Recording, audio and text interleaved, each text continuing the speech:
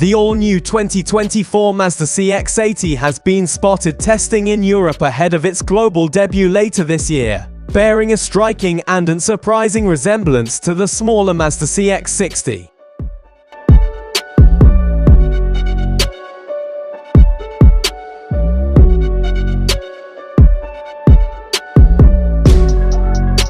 The CX-80's design similarity with the CX-60 is reflected in its exterior styling, given it looks almost identical to its smaller sibling save for the extended wheelbase and the longer, more bulbous rear end needed to accommodate the third row of seating.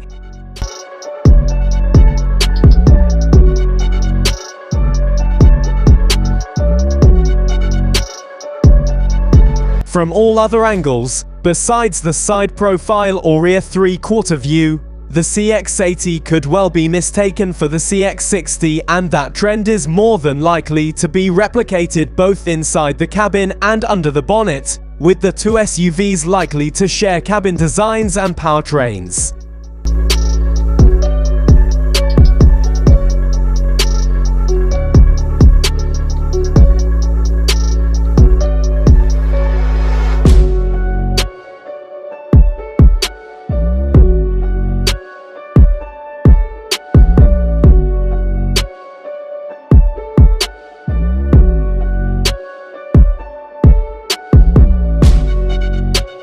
Already confirmed for the Australian market in 2024, following the axing of the CX-9 by the end of this year and the launch of the new CX-90 flagship SUV in August, the all-new CX-80 is effectively a longer 7-seat version of the 5-seat CX-60 midsize SUV, in a similar dynamic to the current CX-5 and CX-8 relationship.